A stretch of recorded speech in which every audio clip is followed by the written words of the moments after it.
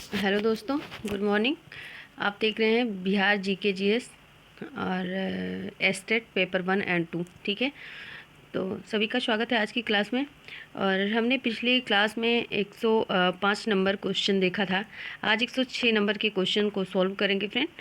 और एक one liner series की हमने वीडियोस डाली है, और अगर आपने नहीं देखी है तो ज़रूर देखिएगा, डिस्क्रिप्शन में लिंक मिल जाएगा फ्रेंड। और सभी का स्वागत है आज की क्लास में। हमारे जो भी साथी चैनल पर नए हैं, चैनल को सब्सक्राइब कीजिए, लाइक शेयर कीजिए। चलिए देखिए 106 नंबर का क्वेश्चन।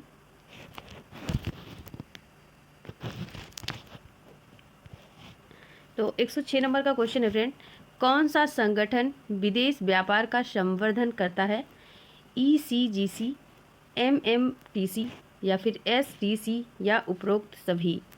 तो 106 नंबर का क्वेश्चन है फ्रेंड। तो ये सारा का सारा संगठन विदेश व्यापार का संवर्धन करता है, चाहे SGC हो या फिर MMTC हो, STC हो, ये सभी विदेश व्यापार का संवर्धन करता है। नेक्स्ट क्वेश्चन है, निम्नलिखित में से कौन विश्व के देशों के लिए सार्वभौमिक लैंगिक अंतराल सूचकांक का श्रेणीकरण प्रदान करता है? ऑप्शन है फ्रेंड, विश्व आर्थिक मंचन, UNA मानव अधिकार परिषद या फिर UN वुमन या विश्व स्वास्थ्य संगठन। ठीक है, कौन करता है फ्रेंड? तो option A is right answer, विश्व आर्थिक मंचन। ठीक है, option A is right answer. अगला देखेंगे,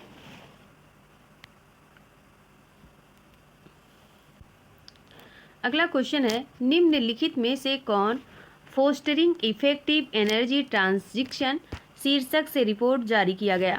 ऑप्शन है, विश्व आर्थिक मंच तथा exchanger company, UNDP, international renewable energy agency या फिर UNEP। ठीक है, 108 नंबर का क्वेश्चन है फ्रेंड। तो आप समझिए पहले बात को, क्योंकि विश्व आर्थिक मंचन जो है ना,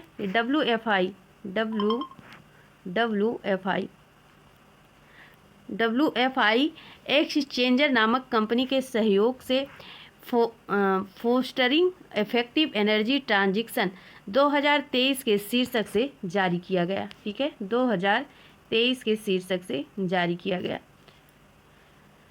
और इस रिपोर्ट में एनर्जी ट्रांजिशन सूचकांक 2023 में स्वीडन को प्रथम स्थान पर, भारत का 67वां स्थान मिला। ठीक है, 67वां स्थान मिला। कौन सा ऑप्शन इसमें सही लग रहा है? क्योंकि ऑप्शन तो दो राइट दिख रहे हैं आपको पहला ऑप्शन सही लग रहा है, या फिर दूसरा, या फिर तीसरा, या फिर चौथा। ठीक है, तो विश्व आर्थिक मंचन क्या जाना आपने? विश्व आर्थिक मंचन मतलब वर्ल्ड इकोनॉमिक फंक्शन जो है, ये एक्सचेंजर नामक कंपनी के सहयोग से फोस्टिंग इफेक्टिव एनर्जी ट्रांजिशन 2023 शीर्षक से एक रिपोर्ट जारी किया। इस रिपोर्ट में एनर्जी ट्रांजिशन सूचकांक 2023 में स्वीडन को प्रथम तथा भारत को 67वां, स्वीडन को प्रथम और भारत को 67वां स्थान प्राप्त मिला। ठीक है, तो फ्रेंड इसमें पूछा क्या है? Fostering effective energy transition. ठीक है, फोस्टरिंग इफेक्टिव एनर्जी ट्रांजिशन शीर्षक रिपोर्ट से जारी किया गया। ठीक है, तो इस शीर्षक रिपोर्ट से जारी किया गया था कौन सा? विश्व आर्थिक मंचन यानी विश्व आर्थिक मंच या फिर एक्सचेंजर कंपनी। तो option A is right answer हो जाएगा। ठीक है, थोड़ा सा क्वेश्चन घुमाऊ है, इसलिए दिमाग लगा के सॉल्व करना है फ्रेंड।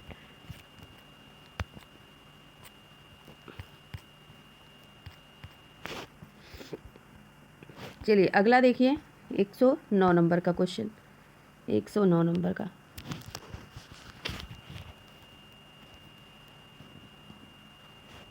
एक 109 नंबर का क्वेश्चन देखिए आप।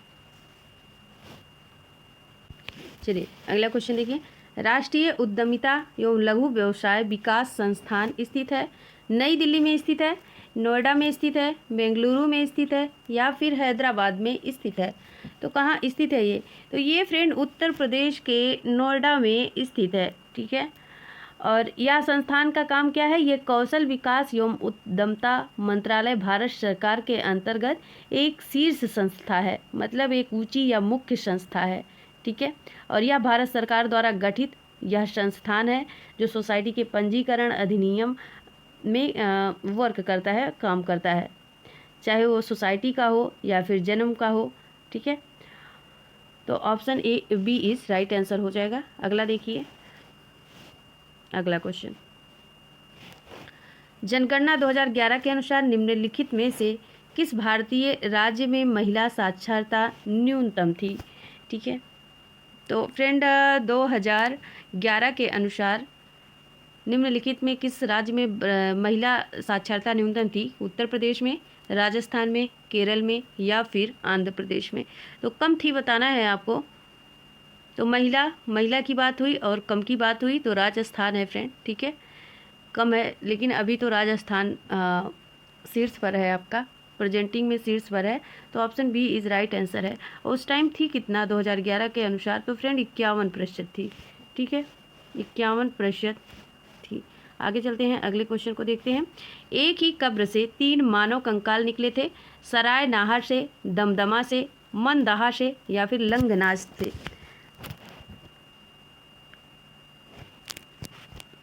एक 111 नंबर का प्रश्न है फ्रेंड। तो दमदमा निकले थे फ्रेंड, ये दमदमा से निकले थे। मानव कंकाल कहाँ से निकले थे? एक ही कब्र से 3 मानव के कंकाल निकले थे, तो दमदमा से निकले थे। और ये दमदमा नामक स्थान कहाँ पे है? ये भी कहाँ पे है? यूपी में है, यूपी के प्रतापगढ़ जिले में है। ठीक है, प्रतापगढ़ जिले में है, प्रतापगढ़ जिले में है। और यहाँ पे सराय नाहर राय नाम का एक ज़िला है, जहाँ पे महदहा और दमदमा का उत्खनन हुआ, मतलब खुदाई हुई थी। और दमदमा में लगातार 5 वर्षों तक उत्खनन के फलस्वरूप पश्चिमी और मध्यवर्ती क्षेत्रों से कुल मिलाकर 41 मानव के क्या कह सकते हैं, 41 मानव के वो जो कंकाल निकले थे, जो शरीर का पार्ट होता है, तो वो 41 मानव के कंकाल निकले थे। और इन सावधानों सावधानों का मतलब समाधानों, ठीक है, मृतकों का जो शरीर होता है, तो इन समाधानों में 5 समाधान युग्म समाधान थे और एक समाधान में 3 मानव कंकाल के साथ मिले थे। ठीक है, कहाँ मिले थे? आपने देखा, दमदमा में मिले थे। नेक्स्ट देखेंगे,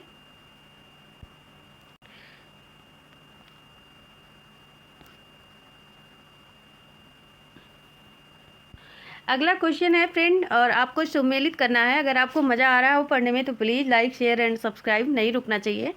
ठीक है, शेयर करते रहिएगा और लाइक कर दीजिएगा, ज़रूर कर दीजिएगा, आप लोग नहीं करते हैं। चलिए अगला क्वेश्चन देखिए, बहुत ही इंपॉर्टेंट क्वेश्चन है ये, सम्मिलित करना है। ब्रीही, मृदंग, यौ, यच्छू, गन्ना, चावल, मूंग, जौ। ठीक है, तो बताइए आप, ब्रीही क्या है? ब्रीही एक क्या है? ये चावल की फसल है। ठीक है, ये चावल की प्रजाति है ब्रीही। तो ए का हो जाएगा फ्रेंड 2। ठीक है, ए का 2। और मृदंग क्या है? तो मृदंग ए मूंग की है, मूंग की प्रजाति है। ठीक है, तो बी का आपका हो जाएगा, बी का क्या हो जाएगा? 3 हो जाएगा। ठीक है, ये बी है भाई। रुकिए मैं फिर से सॉल्व करती हूँ। चलिए देखिए, ब्रीही क्या है? ये चावल का है। तो ठीक है, ए का हो जाएगा फ्रेंड, ए का क्या हो जाएगा? 2। और बी का हो जाएगा आपका 3, बी का 3। मृदंग मूंग। यौ किसकी है? यौ ये जौ की फसल है, यौ जौ। ठीक है, तो 3 का हो जाएगा, यानी सी का हो जाएगा 4। यच्छू का मतलब इच्छू, ईख है ना, तो ये गन्ना की फसल है, ऑप्शन ए। तो 2, 3, 4, 1 किस ऑप्शन में है? आइए चेक करिए। ठीक है, तो 2, 3, 4, 1 ये ऑप्शन डी में है, तो ऑप्शन डी इस राइट आंसर हो जाएगा। अगला क्वेश्चन देखिए फ्रेंड, अगले क्वेश्चन पर चलते हैं। बड़ा सा क्वेश्चन ये भी है और कूट के अनुसार है। ठीक है, तो चलिए देखिए, विश्व पर्यावरण दिवस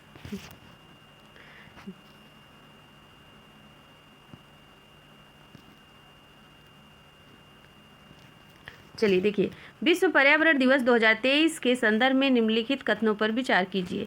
तो 5 जून 2023 को विश्व पर्यावरण दिवस की 50वीं वर्षगांठ मनाई गई। ये बात राइट है कि नहीं है?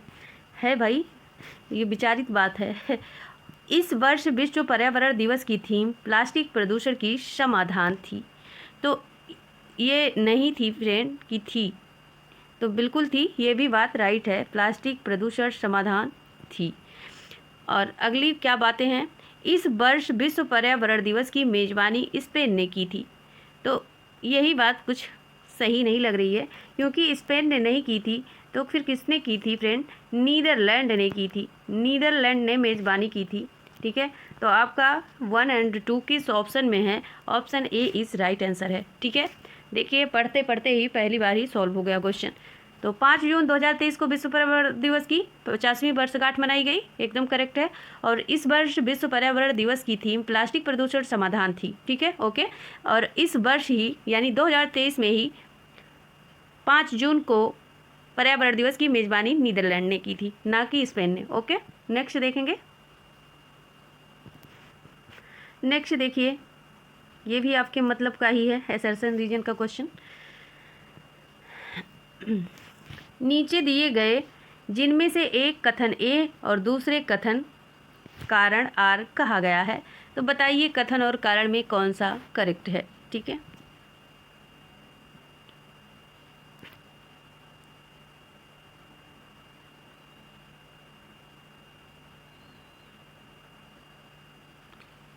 चलिए देखिए क्वेश्चन को पढ़िए। कथन ए है, हमें चोलों के विषय में उनके पूर्ववर्ती राजवंशों की अपेक्षा अधिक जानकारी मिलती है या जानकारी है। और कारण है, चोल शासक ने मंदिरों की दीवार पर अभिलेख उत्कीर्ण करने का चलन प्रारंभ किया था, जिनमें उनकी विजयों के ऐतिहासिक विवरण दिए जाते हैं। अब बताइए आप, कूट तो नीचे देखिए, कूट तो नीचे देखिए, कूट यहाँ देखिए, चलिए कूट देखिए। ए आर दोनों सही है, आर ए की सही व्याख्या करता है। ए आर दोनों सही है, आर ए की सही व्याख्या नहीं करता है। ए सही सत्य है परंतु आर असत्य है, ए असत्य है परंतु आर असत्य सही है। तो ये दोनों ही ऑप्शन आप छोड़ दीजिए। ठीक है, ए आर दोनों सही है, आर ए की सही व्याख्या करता है फ्रेंड, और ऑप्शन ए राइट आंसर है, क्योंकि चोल शासक ने मंदिर के दीवारों पर अभिलेख उत्कीर्ण का चलन प्रारंभ किया था, और जिनमें उनके विजयी ऐतिहासिक विवरण भी दिए गए थे। ठीक है, ये बात तो राइट है। और कथन क्या है? हमें चोलों के विषय में उनके पूर्ववर्ती राजवंशों की अपेक्षा अधिक जानकारी है।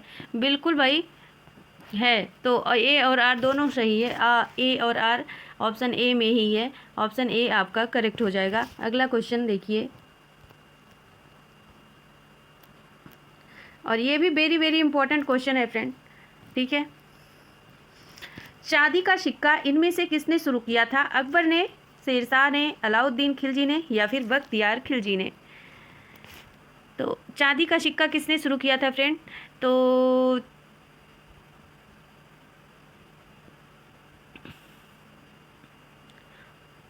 अलाउद्दीन खिलजी ने शुरू किया था क्या? तो देखिए, शेरशाह ने मिश्रित धातु के सिक्के बंद किए थे, शुद्ध सोने, चांदी एवं तांबे के सिक्कों का प्रचलन जारी किया था। ठीक है, इन्होंने मिश्रित को बंद किया था, मतलब जो मिक्स करके बनाए जाते थे वैसे सिक्के इन्होंने बंद करा दिए थे। तो चांदी एवं तांबे के सिक्कों का प्रचलन इन्होंने शुरुआत किया था। तो चांदी की ही बात हो रही है ना, तो चांदी का सिक्का, तो option B is right answer हो जाएगा। ठीक है, शेरशाह, शेरशाह। ठीक है, आगे देखिए। और इस समय, मतलब इनके समय में जो चांदी हुआ करती थी फ्रेंड, 178 ग्रेन, अब ये तो सोनार ही समझेंगे, तो 178 ग्रेन का था, जिसमें 173 ग्रेन विशुद्ध चांदी थी। 173 ग्रेन जो है विशुद्ध चांदी थी। ठीक है, विशुद्ध मतलब शुद्ध विशुद्ध। ठीक है, तो याद रखिए 178 ग्रेन का उस टाइम में चांदी का रुपया हुआ करता था। आगे चलते हैं अगले क्वेश्चन पर। और साथियों एक बात है, अगर आप री एग्ज़ाम देना है आपको आर ओ का अभी यूपी का, तो उसके लिए भी ये बहुत ही अच्छा क्वेश्चन है। ठीक है, बहुत अच्छी सीरीज है। चलिए अगला क्वेश्चन देखिए। भारत के इतिहास के संदर्भ में अब्दुल हमीद लाहौरी कौन थे? इम्पॉर्टेंट क्वेश्चन है। अकबर के शासनकाल के एक महत्वपूर्ण सैन्य कमांडर थे, शाहजहां के शासन के एक राजकीय इतिहासकार थे, या फिर औरंगजेब का एक महत्वपूर्ण सामंत तथा विश्वास पात्र, या मोहम्मद शाह के शासन में एक इतिवृत्तिकार तथा कवि थे? तो अब्दुल हमीद लाहौरी फ्रेंड ये शाहजहां के शासनकाल के एक राजकीय इतिहासकार थे। ठीक है, और इन्होंने अपनी पुस्तक पादशाहनामा में शाहजहाँ कालीन इतिहास का वर्णन किया। ठीक है, तो शाहजहाँ की पुस्तक का क्या नाम है? पादशाहनामा, याद रखेंगे आप। तो आपके यहाँ से 2 क्वेश्चन रेडी होते हैं, पादशाहनामा। ठीक है, तो option B is right answer है। आगे देखेंगे अगले क्वेश्चन को। अगला क्वेश्चन है फ्रेंड, सुमेलित करना है आपको, सही सुमेलित बताना है। बक्सर का युद्ध मीर जाफर विरुद्ध क्लाइव, बॉडी वॉश का युद्ध फ्रांसीसी विरुद्ध ईस्ट इंडिया कंपनी, या फिर चिलिया वाला युद्ध डलहौजी के विरुद्ध मराठे, या खुर्दा का युद्ध निजाम विरुद्ध ईस्ट इंडिया कंपनी। तो चलिए सबसे पहले बात करिए बक्सर के युद्ध की। ठीक है, तो बक्सर के युद्ध की बात करिए फ्रेंड। तो बक्सर का युद्ध किसके किसके बीच हुआ था, पहले ये जानिए कब हुआ था। तो ये 22 अक्टूबर को 1764 को अवध के नवाब सिराजुद्दौला और मुगल सम्राट शाह आलम तथा मीर कासिम की संयुक्त सेनाओं और अंग्रेजों के मध्य हुआ था।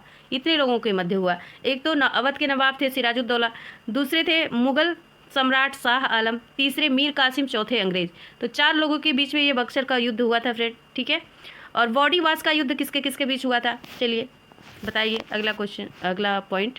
तो बॉडी वॉश का युद्ध ये 22 जनवरी, ठीक है, 22 जनवरी 1760 को हुआ था। 1760 को हुआ था। किसके किसके बीच हुआ था ये? तो बॉडी वॉश का युद्ध फ्रेंड ये अंग्रेजों और फ्रांसीसियों के मध्य हुआ था। अंग्रेजों और फ्रांसीसियों के मध्य हुआ था। ठीक है, अंग्रेज प्लस फ्रांसीसी, याद रखेंगे आप, फ्रांसीसी। ठीक है, अब हम कल से पेज लेके रखेंगे। ठीक है, इस पेज में लिखते नहीं बनता है क्योंकि हम एक्स्ट्रा पेज लिए नहीं, ये तो पीडीएफ है, कहीं जगह होती नहीं इसमें। ठीक है, तो अंग्रेज तथा फ्रांसीसियों के बीच हुआ था। और इसमें पराजित कौन हुआ था? तो इस युद्ध में फ्रेंड फ्रांसीसी पराजित हुए और यही पराजय में भारत में उनके पतन की शुरुआत हो गई। और चिलिया के युद्ध की बात करें तो चिलिया का युद्ध हुआ था फ्रेंड 1849 को, 13 जनवरी 1849 को हुआ था। 13 जनवरी 1849, ठीक है, तो 13 जनवरी 1849 को हुआ था। किसके किसके बीच हुआ था ये चिलिया का युद्ध?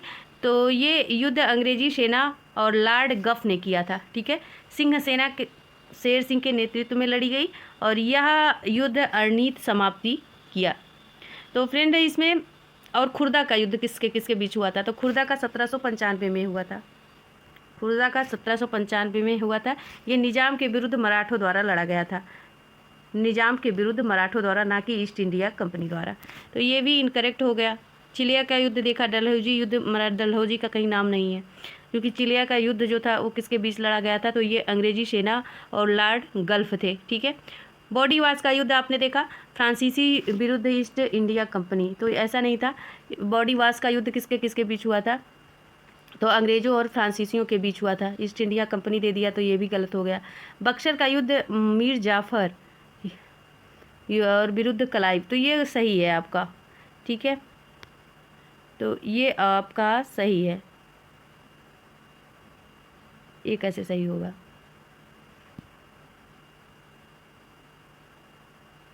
तो बी, ए भी नहीं सही है। ठीक है, ए भी नहीं सही है।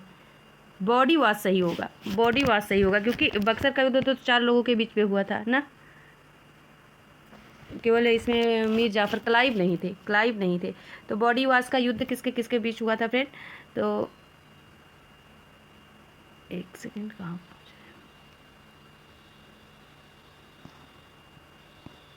देखिए, तो सीधा सीधा ही गलत दिया है। मीर जाफर विरुद्ध क्लाइव नहीं थे बक्सर के युद्ध में। ये इसमें तो अवध के नवाब सिराजुद्दौला थे और मुगल सम्राट शाह आलम, मीर कासिम और अंग्रेजी सेना के मध्य में हुआ था। ठीक है, तो ये भी गलत हो गया। और बॉडी वॉश का भी 22 जनवरी 1760 में हुआ था। किसके किसके बीच हुआ? ये अंग्रेजों फ्रांसीसियों के मध्य हुआ था। ठीक है, अंग्रेजों फ्रांसीसियों के मध्य हुआ था। तो ईस्ट इंडिया कंपनी ये अंग्रेजों की ही तो थी, है ना। तो ये आपका ऑप्शन राइट होता है, ऑप्शन बी करेक्ट होता है फ्रेंड। ठीक है, option B is right answer. एक बार फिर से देखिए आप, बक्सर का युद्ध जान लिए। चिलिया का युद्ध किसके बीच हुआ था? ये 13 जनवरी 1849 में लड़ा गया था। अंग्रेजी सेना और लॉर्ड गल्फ के नेतृत्व में सिख सेना ने लड़ा था। और खुर्दा का युद्ध जो था तो खुर्दा का युद्ध ये मराठों द्वारा और निज़ाम के द्वारा लड़ा गया था, जिसमें निज़ाम की हार हुई थी। ठीक है, आगे चलते हैं अगले क्वेश्चन पर। तो option B is right answer, option B आपका सुमेलित है। आगे देखिए अगला क्वेश्चन। निम्नलिखित में कौन 1857 के विद्रोह में अंग्रेजों का सबसे कट्टर दुश्मन था? मौलवी अब्दुल अहमदुल्लाह, या फिर मौलवी इंदा उल्लाह, या मौलाना फजल हक खैराबादी, या नवाब लियाकत अली। तो 1857 का युद्ध, ठीक है, विद्रोह बताइए।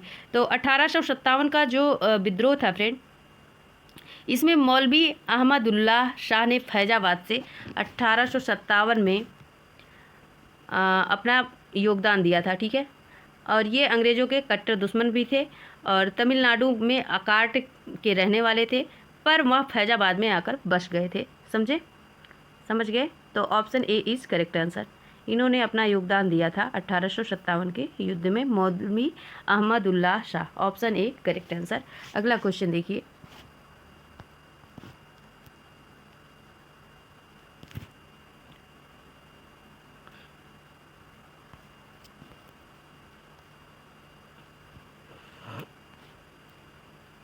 अगला क्वेश्चन है फ्रेंड, निम्न महापुरुषों में कौन भारतीय जागृति का जनक कहलाता है?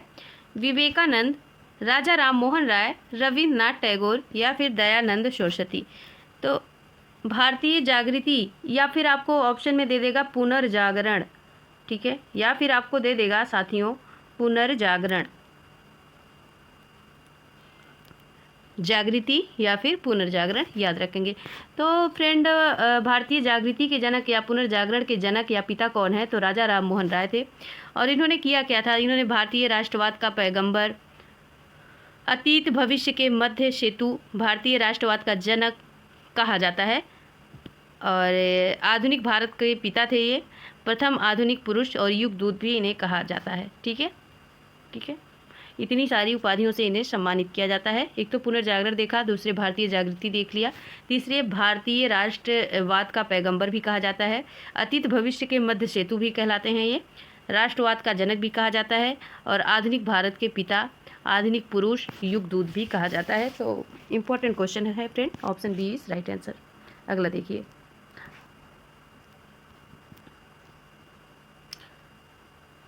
तो इन्होंने किया क्या था? इन्होंने सती प्रथा का अंत किया था। ठीक है, सती प्रथा का अंत किया था।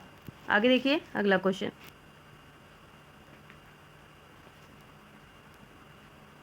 चलिए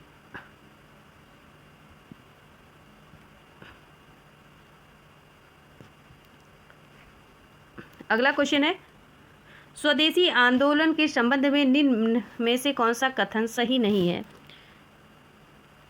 तो कुछ विशिष्ट मुसलमान आंदोलन में शामिल हुए थे, स्त्रियों के आंदोलन में सक्रिय भागीदारी की थी, आंदोलन ने बंगाल के किसानों का ना तो अधिक प्रभावित किया और ना ही वे इसमें शामिल हुए, यह बंगाल तक ही सीमित रहा।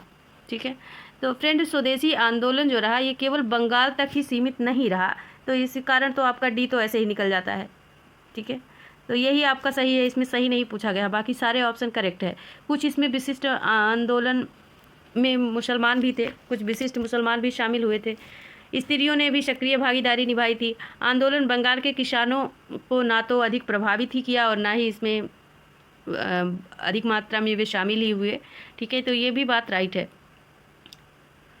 लेकिन ये पूरे देश पर लागू हुआ था फ्रेंड, पूरे देश में इसका प्रचार था। ठीक है, अरविंदो घोष ने पूरे देश में इसका प्रचार किया था। अगर पूछा जाए किसने प्रचार किया था, तो अरविंदो घोष ने इसका पूरे देश में प्रचार किया था। किसका? स्वदेशी आंदोलन का। तो ये बंगाल तक ही सीमित नहीं रहा, जिस कारण ऑप्शन डी आपका इनकरेक्ट है। ठीक है, आगे देखेंगे अगला क्वेश्चन। तो चलिए पहले ये भी असर्शन रीजन का क्वेश्चन है, पहले आप कथन कारण देख लीजिए।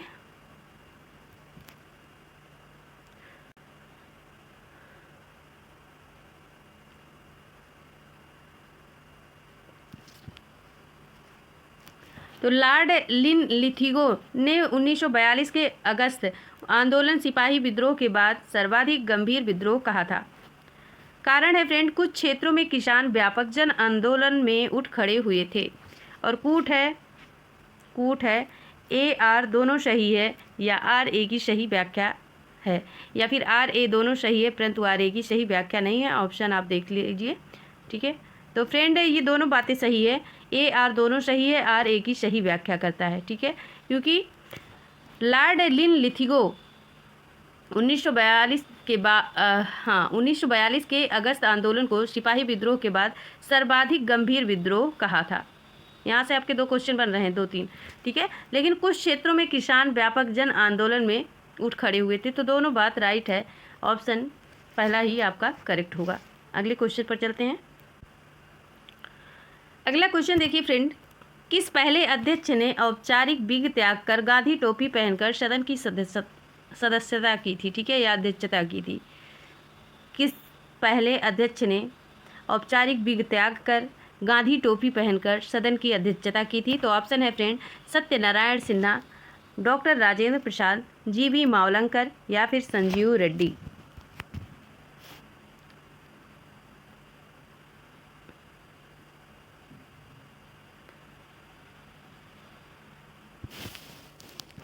तो फ्रेंड ऑप्शन आपका सी इज राइट आंसर है, ठीक है। जीवी मावलंकर जो 1946 में फ्रेंड इन्होंने सेंट्रल लेजिस्लेटिव असेंबली में अध्यक्षता की, ठीक है, या अध्यक्ष बने। और ये ऐसे प्रथम अध्यक्ष थे या पहले अध्यक्ष थे जिन्होंने औपचारिक विग त्याग कर गांधी टोपी पहनकर सदन की अध्यक्षता की। अगला क्वेश्चन देखिए,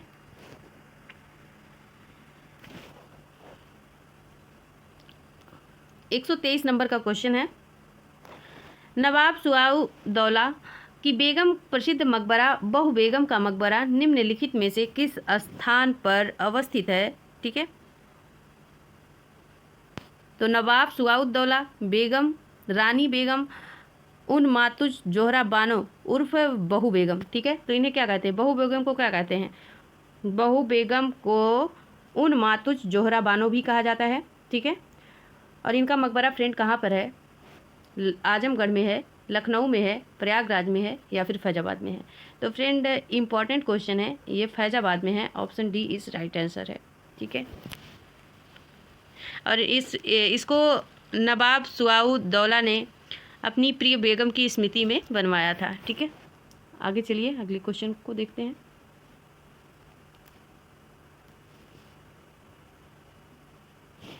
हाथरस व कानपुर परंपराओं का संबंध है रंगमंच से, शास्त्रीय गायन से, लोक नृत्य से या फिर कबड्डी से। तो 124 नंबर का क्वेश्चन है। तो फ्रेंड किससे ये संबंधित है,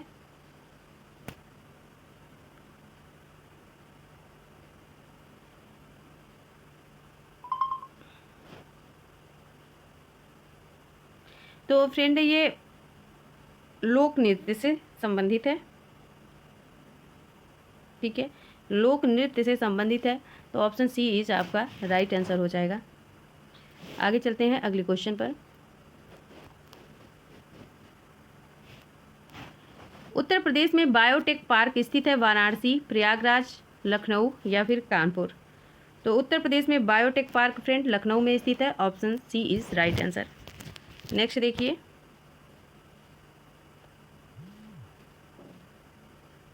नेक्स्ट क्वेश्चन देखिए, और इसको सुमेलित करना है, साइंस का क्वेश्चन आ गया आपका। चलिए, लेंस की क्षमता डायोप्टर,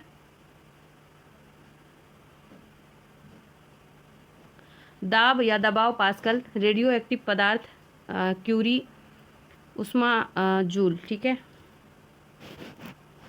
तो लेंस की क्षमता का मात्रक फ्रेंड डायोप्टर होता है, राइट है। दाब का मात्रक पास्कल होता है, ये भी राइट है। और उष्मा का तो जूल होता ही है, ये भी राइट है, ठीक है। लेकिन रेडियो एक्टिव पदार्थ की सक्रियता क्यूरी क्या है, क्यूरी तो मैडम क्यूरी, ठीक है, क्यूरी ने नहीं किया था, ठीक है। किसने किया था फिर, तो बेकुरल ने किया था, ठीक है। क्यूरी तो इसका पुराना नाम है, गैर एसाई मात्रक है, तो बेकुरल याद रखेंगे, ठीक है। बी क्यू होगा, बी क्यू मतलब बेकुरल। आगे चलते हैं अगले क्वेश्चन।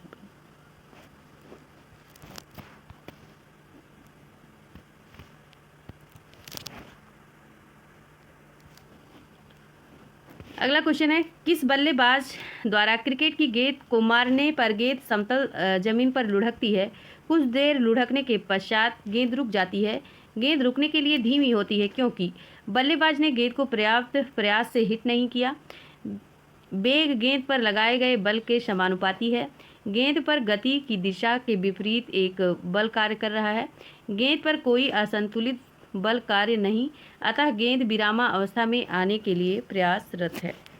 ठीक है, तो फ्रेंड, किसी बल्लेबाज द्वारा क्रिकेट की गेंद को मारने पर गेंद समतल जमीन पर लुढ़कती है। कुछ दूर लुढ़कने के पश्चात गेंद रुक जाती है। गेंद के रुकने के लिए धीमी गति होती है क्योंकि समतल जमीन जो होता है ना, गेंद के मध्य में उपस्थित होता है और आपका जो फोर्स लगता है, मतलब घर्षण बल लगता है, गेंद की गति के विपरीत दिशा में कार्य करता है। ठीक है, विपरीत दिशा में कार्य कर रहा है, अतः गेंद कुछ दूर लुढ़कने के पश्चात रुक जाती है। तो option C is right answer है। ठीक है, सी इज राइट आंसर है।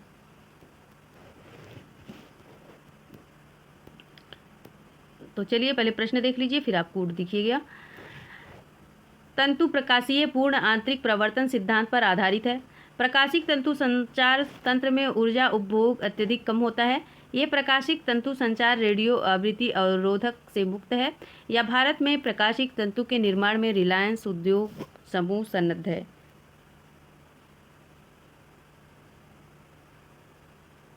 तो तंतु क्या होता है फ्रेंड? तंतु जो होता है ना, प्रकाश तंतु ऑप्टिकल फाइबर सिलिकॉन की बनी होती हैं। ऑप्टिकल फाइबर सिलिकॉन की बनी होती हैं, बेलना आकार की नलिकाएं होती हैं और ये क्या करती हैं, जो प्रकाश को पूर्ण आंतरिक परावर्तन के सिद्धांत पर कार्य करती हैं और इसे ऊर्जा भी किसी भी रूप में ऊर्जा का क्षय नहीं होता। ठीक है, तो ये वैद्युत चुंबकीय अवरोध रेडियो आवृत्ति अवरोध से मुक्त होते हैं। ये भी बात राइट है।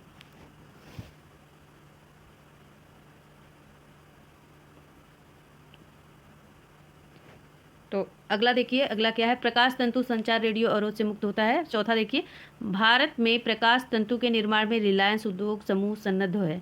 तो रिलायंस उद्योग समूह जो है, ये समूह द्वारा, ठीक है, समूह द्वारा क्या दिया गया? समूह द्वारा भारत में प्रकाशिक तंतु का निर्माण प्रारंभ किया जाता है, तो ना कि रिलायंस के द्वारा। ठीक है, रिलायंस द्वारा ये समूह सन्नद्ध नहीं है। ठीक है, ये भारत के समूह द्वारा, भारत के नहीं।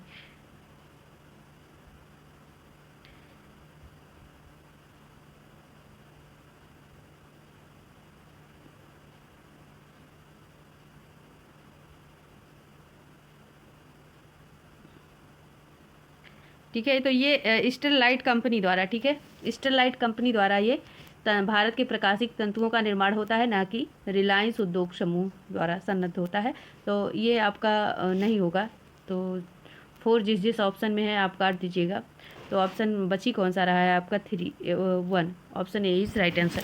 ठीक है, आगे देखेंगे अगले क्वेश्चन को। अगला प्रश्न है फ्रेंड, शीत प्रकोष्ठ में भंडारित फल अधिक समय तक चलते हैं क्योंकि सूर्य की रोशनी नहीं पड़ने दी जाती, या पर्यावरण में कार्बन डाइऑक्साइड की सांद्रता बढ़ा दी जाती है, श्वसन दर घटा दी जाती है, या आर्द्रता बढ़ जाती है।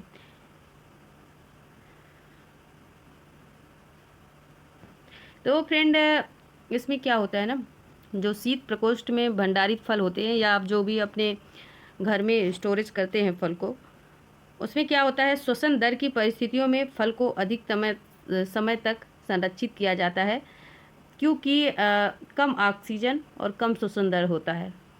कम ऑक्सीजन और कम श्वसन दर होता है। ठीक है, तो श्वसन दर घटा दी जाती है। Option C is right answer है। ठीक है, श्वसन दर घटा दी जाती है। आगे चलते हैं अगले क्वेश्चन पर। तो देखिए, बताइए कौन सा सुमेलित नहीं है। तो 4 क्वेश्चन आप यहाँ से सीख के जा रहे हैं एक ही प्रश्न से। निम्नलिखित में कौन सा युग्म सुमेलित नहीं है? मेसान की खोज हिडेकी युकावा, पोजिस्टान की खोज सीडी एडरसन एवं यूएफएस, या सूर्य तथा तारों में ऊर्जा उत्पादन का सिद्धांत एच.ए. बेथे, या पारा यूरेनियम तत्वों का संश्लेषण एनरिको फर्मी। तो फ्रेंड, मेसान की खोज हिडेकी युकावा ने किया था। ठीक है, और ये हिडेकी युकावा जो थे, ये अमेरिकी वैज्ञानिक थे। ठीक है, और मेसान मूल कणों की खोज है। मूल कणों की खोज 1935 में की थी। किसने की थी? हिडेकी युकावा ने की थी, ठीक है। और पोजिस्टान क्या है आपका? ये घनावेशित कण होता है। इसकी खोज एडरसन ने की थी। सूर्य तथा तारों में ऊर्जा उत्पादन सिद्धांत।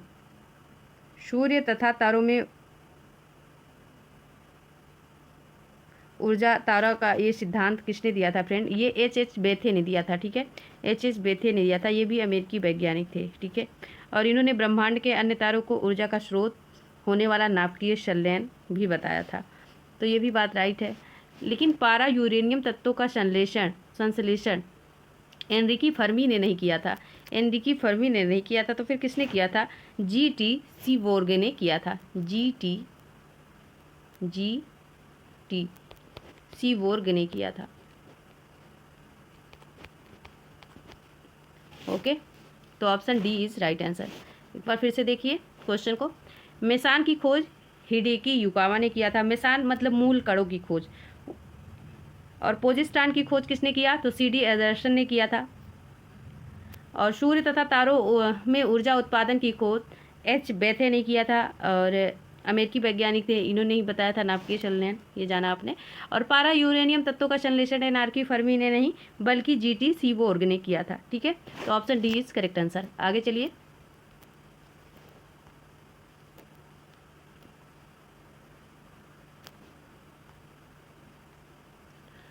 ब्लोफिश एक प्रकार का है सममित एक्रिएप्शन एल्गोरिथम है, हैशिंग एल्गोरिथम है, डिजिटल हस्ताक्षर एल्गोरिथम है, या असीमित एन्क्रिएशन एल्गोरिथम है। तो 131 का बताइए।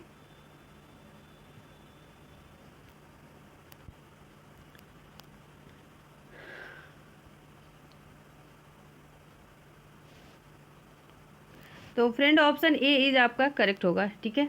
ऑप्शन ए इज आपका करेक्ट है, क्योंकि ब्लोफिश एक प्रकार का एक सीमित एक्रोएशन है, ठीक है, सम्मित, ठीक है, एंक्रिएशन एल्गोरिथम है, जिसे 1993 में ब्रूस सीनियर ने सृजित किया था। ब्रूस सीनियर ने सृजित किया था या सृजन किया था। ब्रूस सीनियर ने सृजित किया था। ओके, आगे चलते हैं अगले क्वेश्चन पर। एक नाभिक की द्रव्यमान संख्या है, न्यूट्रॉनों और प्रोटॉनों की संख्या का योग होती है। न्यूट्रॉनों और प्रोटॉनों का कुल द्रव्यमान होती है। हमेशा परमाणु भार से अधिक होती है। हमेशा अपनी परमाणु संख्या में कम होती है। तो एक नाभिक की द्रव्यमान संख्या बताना है आपको। तो फ्रेंड, किसी परमाणु के नाभिक उपस्थिति में प्रोटॉनों और न्यूट्रॉनों की संख्या का योग क्या होता है? परमाणु का द्रव्यमान संख्या कहलाता है, ठीक है। परमाणु का द्रव्यमान संख्या कहलाता है।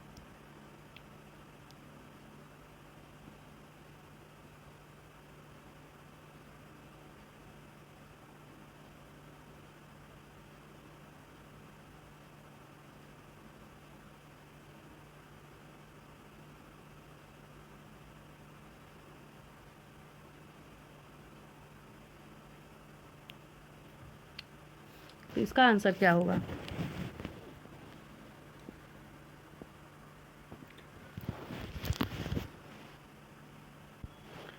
तो साथियों, एक नाभिक की द्रव्यमान संख्या जो है न्यूट्रॉनों और प्रोटॉनों की संख्या का योग होता है, ठीक है। ऑप्शन ए आपका करेक्ट आंसर हो जाएगा। अगला देखिए।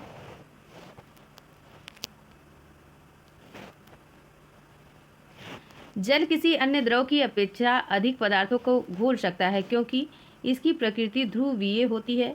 यह ऊष्मा का सुचालक होता है। यह विशिष्ट ऊष्मा का मान उच्च होता है। यह हाइड्रोजन का एक ऑक्साइड होता है। तो फ्रेंड, ये आयनीय लवण ध्रुवीय होते हैं, और एक जो ध्रुवीय होता है वो विलायक भी होता है, घुलनशील भी होते हैं।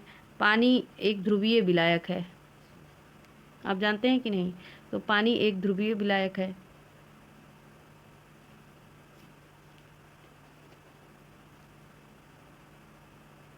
इसका आंसर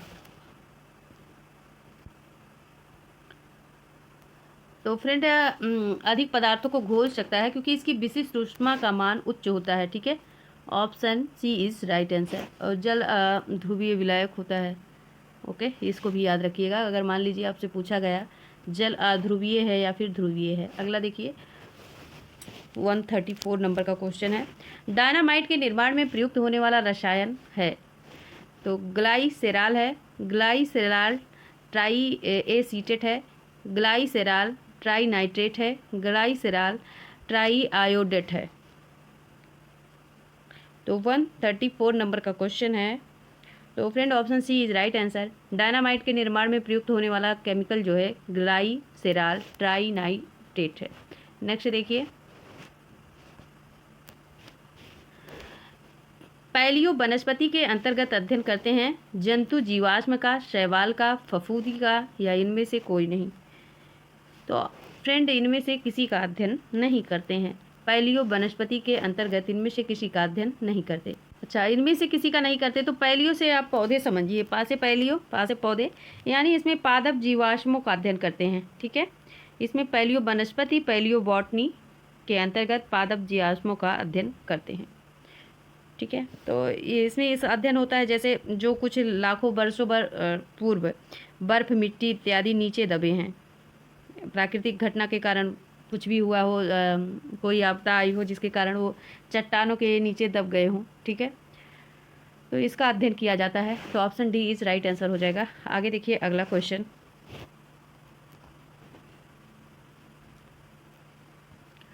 अस्थि एवं दंत निर्माण हेतु निम्नलिखित में किसकी आवश्यकता होती है? सोडियम पोटेशियम की होती है, लोहा कैल्शियम की, सोडियम कैल्शियम की या फिर कैल्शियम फास्फोरस की।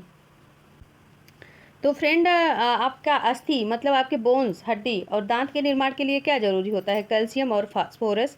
Option D is right answer. अगला क्वेश्चन है फ्रेंड, मिलान करना है, ये भी साइंस का ही क्वेश्चन है।